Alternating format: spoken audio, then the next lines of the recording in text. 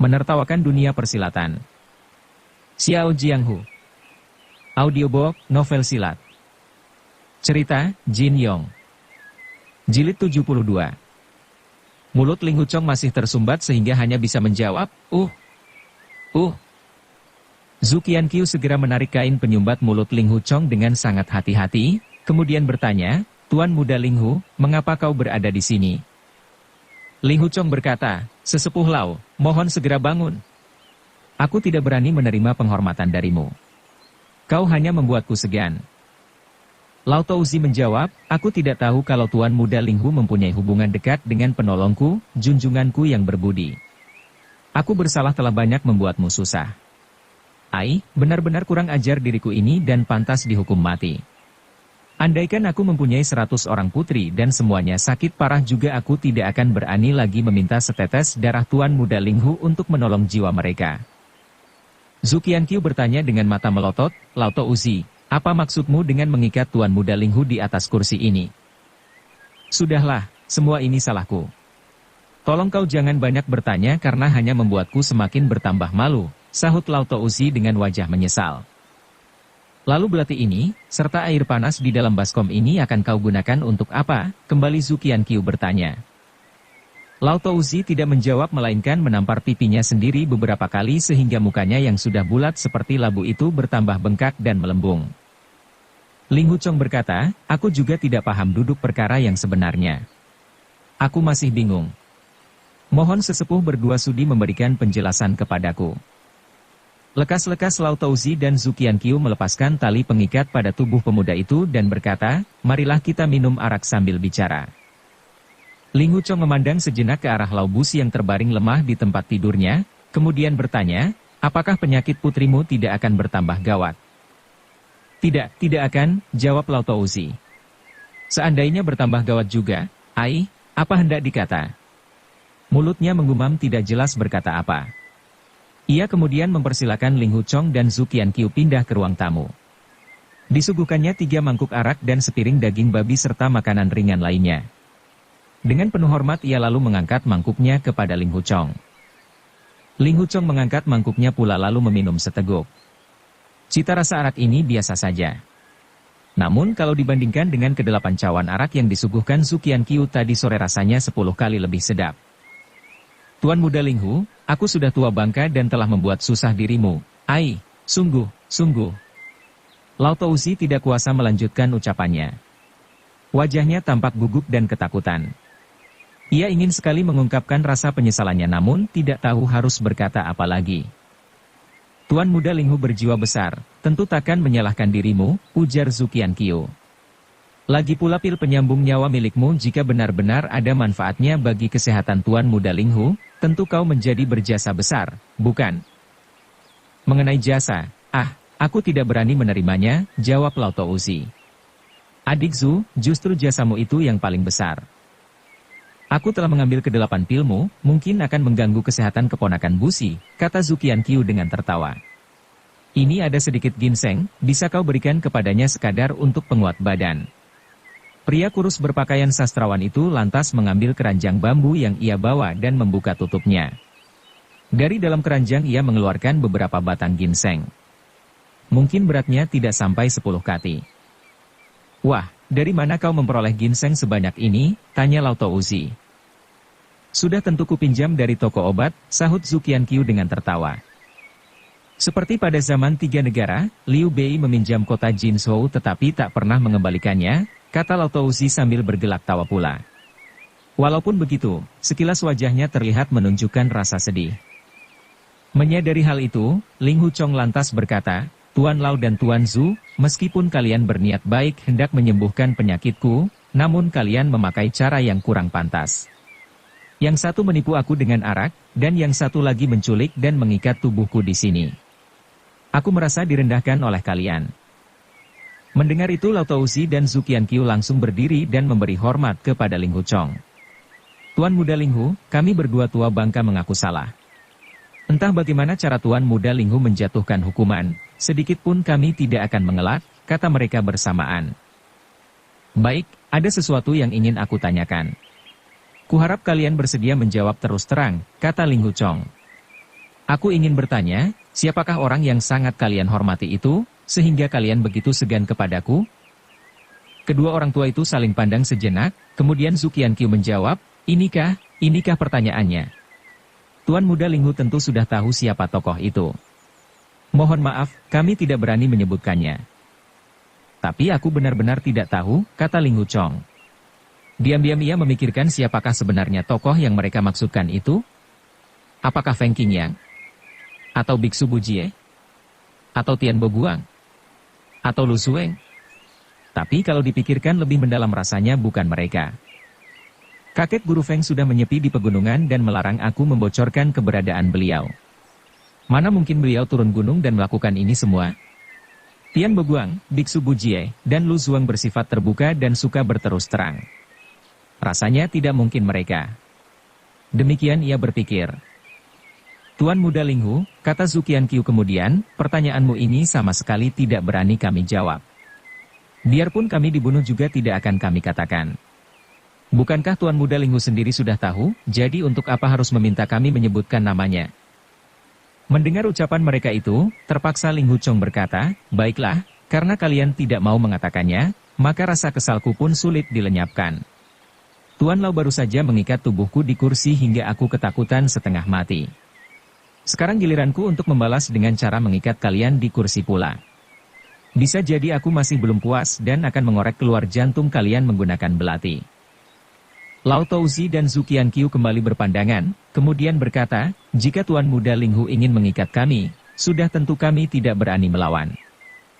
Segera Lao Touzi mengambilkan 2 buah kursi dan beberapa utas tali tambang. Dalam hati ia dan Zhu Qianqiu percaya kalau Linghu Chong kemungkinan besar hanya bergurau saja. Tak disangka Linghu Chong benar-benar mengambil tali tambang itu untuk mengikat tangan mereka berdua ke belakang sandaran kursi, serta kaki mereka pada kaki depan kursi pula. Lalu ia memegang belati sambil berkata, tenaga dalamku sudah musnah. Aku tidak kuat menotok kalian dengan jari. Terpaksa aku harus menggunakan gagang belati ini untuk menotok titik nadi kalian. Usai berkata demikian ia lantas menotok kedua orang tua itu pada titik Huan Tiao, Tian Su, dan Xiaohai menggunakan gagang belati. Zhu Qianqiu dan Lao Touzi saling pandang dengan terheran-heran. Mau tidak mau timbul juga rasa khawatir mereka terhadap maksud dan tujuan Linghu Chong selanjutnya. Kalian tunggu di sini, kata Linghu Chong. Ia lalu memutar tubuh dan melangkah pergi meninggalkan ruang tamu tersebut. Dengan membawa belati, Linghu Chong menuju ke kamar Lao Busi. Sesampainya di luar kamar, ia berdehem dulu, lalu menyapa, Nona La, Nona, bagaimana keadaanmu? Semula Linghu Chong bermaksud memanggilnya, Nona Lao, tapi itu mengandung bermakna, Nona tua. Tentu saja hal ini tidak pantas bagi seorang gadis yang masih muda belia. Sementara itu, panggilan, Nona Busi, yang bermakna, Nona tidak mati, menurutnya juga kurang pantas. Lao Busi tidak menjawab, hanya mengeluarkan suara, HM.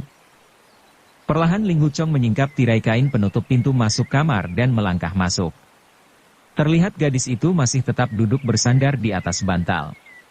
Kedua matanya sedikit terbuka dan seperti orang baru bangun tidur. Linghu Chong melangkah ke depan lebih dekat.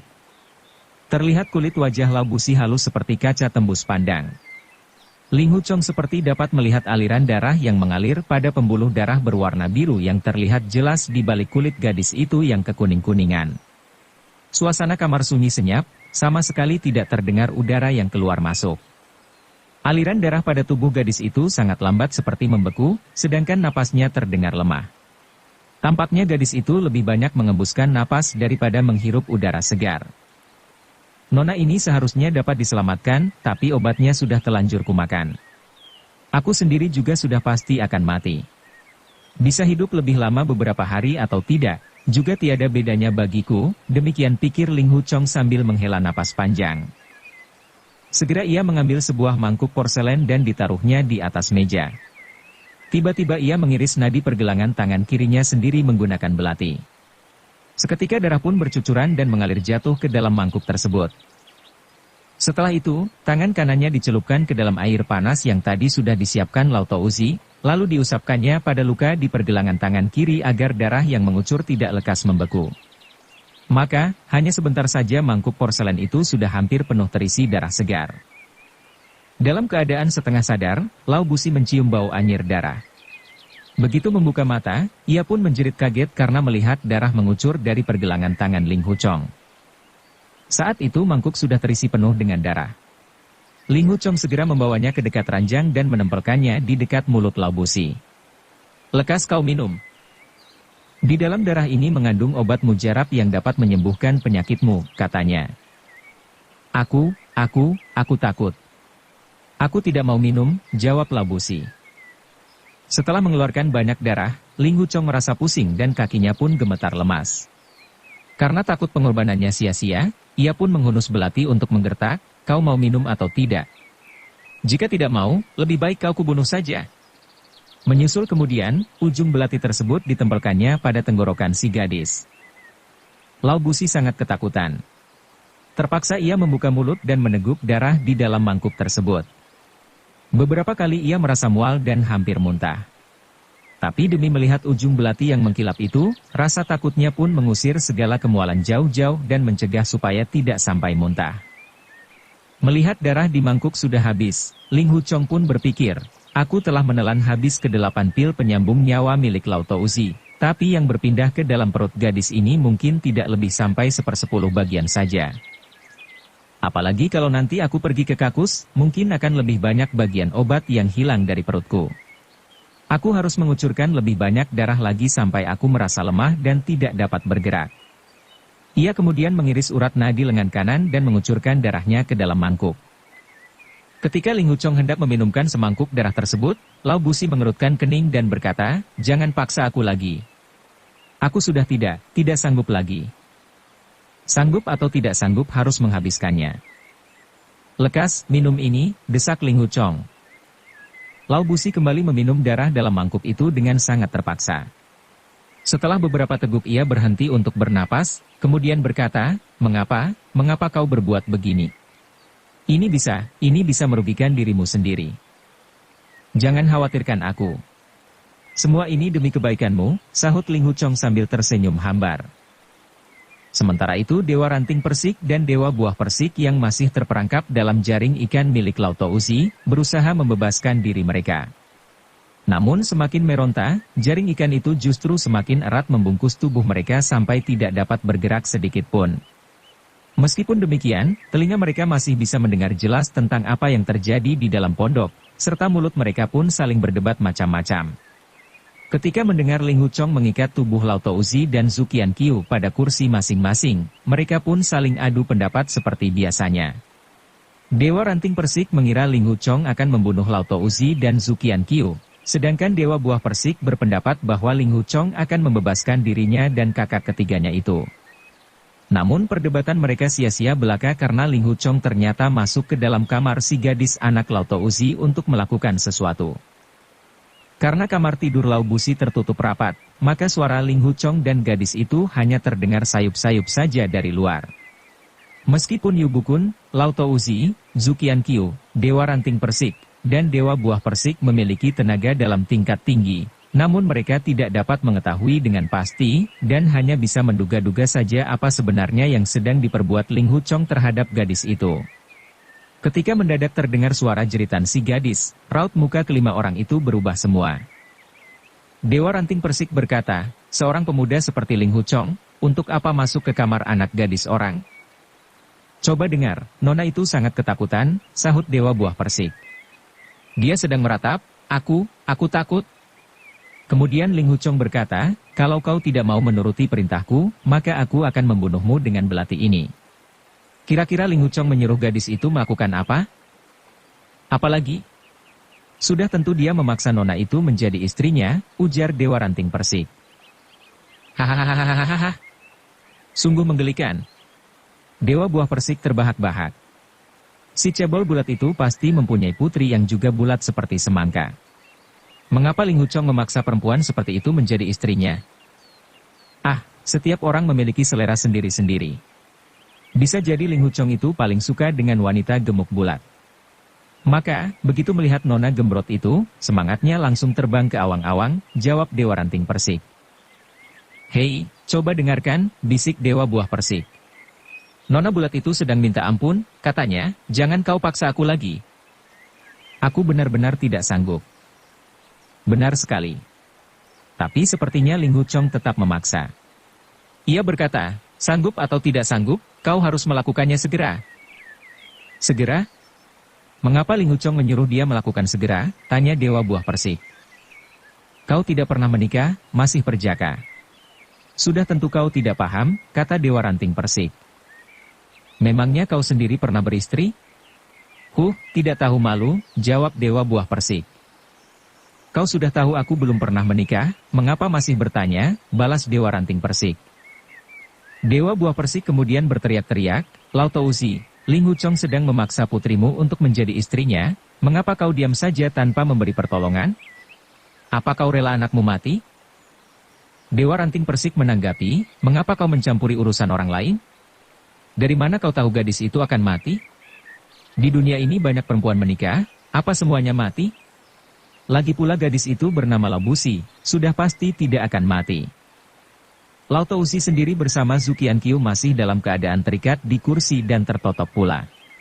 Saat mendengar suara si gadis menjerit keras, mereka hanya bisa saling pandang dengan pikiran macam-macam. Dalam hati mereka menaruh curiga, dan apa yang diperdebatkan kedua dewa lembah Persik membuat mereka semakin curiga. Kakak Lao, kita harus segera mencegahnya.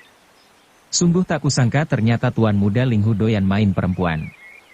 Aku khawatir akan terjadi masalah besar, kata Zhu Qianqiu. Kalau dia terlanjur memerkosa Busi, lantas bagaimana lagi, kata Lao Touzi. Tapi bagaimana aku harus bertanggung jawab kepada... Coba dengar, agaknya keponakan Busi juga menaruh perasaan kepadanya. Dia mengatakan, perbuatanmu ini merugikan dirimu sendiri. Kau dengar apa jawaban Ling Huchong? Kau dengar tidak? Iya, aku dengar. Ling Huchong bilang, jangan khawatirkan aku. Ini semua demi kebaikanmu. Setan alas. Kedua bocah itu benar-benar. Selamat, kakak Lao. Selamat, kakak Lao. Kata Zhu Qianqiu sambil bergelak tawa. Selamat nenekmu, damprat Lao Touzi. Kenapa kau marah? Aku memberi selamat karena kau baru saja memperoleh seorang menantu yang baik, jawab Zhu Qianqiu. Omong kosong, bentak Lao Touzi. Kau jangan sembarangan bicara lagi. Kalau peristiwa ini sampai tersebar luas, apakah jiwa kita bisa selamat? Sampai di sini suaranya terdengar agak gemetar. Benar juga, kata Zhu Qianqiu dengan suara gemetar pula. Yu Bukun yang mengintai agak jauh dari pondok, meskipun telah mengerahkan ilmu awan lembayung juga hanya dapat mendengar secara samar-samar saja. Pada mulanya ia juga mengira Ling Huchong benar-benar melakukan perbuatan tidak senonoh kepada Lao Busi. Semula ia bermaksud menerjang ke dalam kamar untuk mencegah perbuatan murid pertamanya itu. Namun begitu teringat Ling Huchong menyimpan banyak rahasia yang mencurigakan, ia pun segera mengurungkan niat tersebut. Jangan-jangan Ling Huchong telah bekerja sama dengan Lao Touzi dan Zhu Qianqiu mempersiapkan jebakan untuknya. Ia merasa lebih baik jangan bertindak gegabah. Setelah menambah kekuatan ilmu awan lembayung, ia pun mendengar percakapan kedua dewa lembah Persik, serta Lao Touzi dan Zhu Qianqiu dengan jelas. Ia menduga Ling Huchong telah mengambil kesempatan dalam kesempitan saat gadis itu terbaring lemah. Namun ternyata gadis itu juga menaruh perasaan kepada Ling Huchong adalah lain soal. Ia menduga anak perempuan Lao Touzi tentu juga bertubuh cebol bulat sehingga wajar kalau ia jatuh cinta kepada Ling Huchong setelah mendapat perlakuan tidak senonoh. Membayangkan itu semua membuat Yu Bukun hanya bisa menggelengkan kepala. Tiba-tiba terdengar Lao Busi menjerit kembali, jangan, oh, banyak sekali darah, oh, kumohon. Pada saat itulah di luar sana terdengar seseorang berseru, Lao Touzi, aku sudah bisa meloloskan diri dari kejaran 4 setan lembah Persik. Ternyata dia adalah laki-laki berkopiah lancip, pembawa panji-panji putih yang telah memancing 4 dari 6 dewa lembah Persik meninggalkan kapal rombongan Huashan tadi. Tahu-tahu ia sudah melompat masuk ke dalam pondok melewati tembok luar dan membuka pintu ruang tamu. Begitu melihat keadaan Lao Touzi dan Zhu Qianqiu, si kopiah lancip bertanya kaget, "Hei, kenapa kalian?" Segera ia mengeluarkan sebilah belati dari balik bajunya. Hanya beberapa kali gerakan saja ia sudah memotong tali-tali yang mengikat kaki dan tangan kedua leluhur tua Sungai Kuning itu serta membuka totokan mereka. Pada saat itu kembali terdengar jeritan melengking Labusi di dalam kamar. "Oh, kumohon kau jangan begitu." Mendengar suara gadis itu, si Kopiah lancip terkejut. "Itu Nona Busi," teriaknya sambil berlari menuju ke arah kamar. Tapi, Lautauzi dengan cekatan memegang lengan laki-laki berkopiah itu dan membentak, "Jangan masuk ke sana." Si Kopiah lancip tercengang dan menghentikan langkahnya. Terdengar suara Dewa Ranting Persik mengoceh di luar. Aku yakin si Cebol merasa gembira karena memperoleh menantu ganteng seperti Ling Huchong itu. Ling Huchong sudah hampir mati. Apa yang perlu dibanggakan kalau mendapat menantu dalam keadaan setengah mati begitu? Tanya Dewa Buah Persik. Anak perempuan si Cebol itu juga dalam keadaan sekarat. Sepasang suami istri yang sangat serasi, sama-sama setengah mati dan setengah hidup, sahut Dewa Ranting Persik. Siapa yang akan mati? Siapa yang akan hidup? Tanya Dewa Buah Persik. Pertanyaan bodoh. Sudah jelas Ling Huchong akan segera mati, sedangkan anak perempuan si Cebol bukankah bernama Laubusi? Dia sampai tua tidak akan mati, jawab Dewa Ranting Persik. Tidak benar. Tidak benar, kata Dewa Buah Persik. Apakah nama selalu sesuai dengan orangnya? Kalau di dunia ini semua orang memakai nama Laubusi, apakah lantas tidak akan mati semua? Kalau begitu sungguh sia-sia kita belajar ilmu silat. Di sela-sela perdebatan kedua bersaudara itu, kembali terdengar suara si gadis berteriak dengan suara lirih. "Ayah, lekas kemari. Ayah, lekas kemari." Meskipun teriakannya sangat lemah namun disertai perasaan khawatir yang teramat sangat. Segera Lautauzi berlari ke dalam kamar. Dilihatnya Ling Huchong sudah tergeletak di lantai. Sebuah mangkuk tengkurap di atas dadanya. Bajunya pun berlumuran darah. Anak gadisnya tampak duduk bersandar di atas ranjang, mulutnya juga berlumuran darah. Zhu Qianqiu dan si Kopiah lancip yang menyusul juga terkejut melihat apa yang terjadi. Mereka bertiga hanya bisa saling pandang dengan hati penasaran. "Ayah, orang ini telah mengiris urat nadi sendiri dan mengambil darahnya," kata Laubusi dengan suara lemah. "Aku dipaksa minum darahnya sampai 2 mangkuk, dan dia masih akan." Lautauzi terkejut setengah mati seperti disambar petir. Dengan cepat ia mendekati Ling Huchong dan memapah pemuda itu bangun. Dilihatnya pada kedua pergelangan tangan Ling Huchong masih mengucurkan darah. Segera ia berlari keluar kamar untuk mengambil obat luka. Walaupun di dalam rumah sendiri, namun karena terlalu gugup sampai-sampai batok kepalanya terbentur bingkai pintu. Akibatnya, dahinya pun benjol dan bingkai pintu yang dibentur olehnya sampai rusak pula. Ketika mendengar suara benturan tersebut, Dewa Ranting Persik mengira Lautauzi dan kedua kawannya sedang menghajar Ling Huchong. Segera ia berteriak, "Lautauzi, Ling Huchong adalah sahabat baik 6 Dewa Lembah Persik. Jangan sekali-kali kau memukul dia. Jika sampai terjadi apa-apa pada bocah itu, tentu akan kami robek tubuhmu yang penuh lemak menjadi irisan kecil." Salah besar, kata Dewa Buah Persik. "Apanya yang salah?" tanya Dewa Ranting Persik heran. "Jika dia berbadan kurus, maka dagingnya akan mudah kita robek. Tapi jelas-jelas dia berbadan bulat. Kalau kita robek tentu dia akan menjadi potongan-potongan bulat seperti bola bakso. Bagaimana caranya badan yang pendek dan gemuk itu bisa kita robek menjadi irisan panjang?" ujar Dewa Buah Persik. Lautauzi segera membubuhkan obat dan membalut luka Ling Huchong. Setelah mengurut-urut beberapa titik nadi di dada dan di perut Ling Huchong, tidak lama kemudian pemuda itu pun sadar dari pingsan. Lautauzi merasa sangat gembira dan berterima kasih. "Tuan muda Ling Hu, meskipun tubuh kami hancur lebur juga, benar-benar sulit kukatakan." Zhu Qianqiu ikut bicara, "Tuan muda Ling Hu, tadi Lautauzi telah mengikatmu. Hal ini terjadi karena salah paham. Mengapa kau anggap semua ini sungguh-sungguh?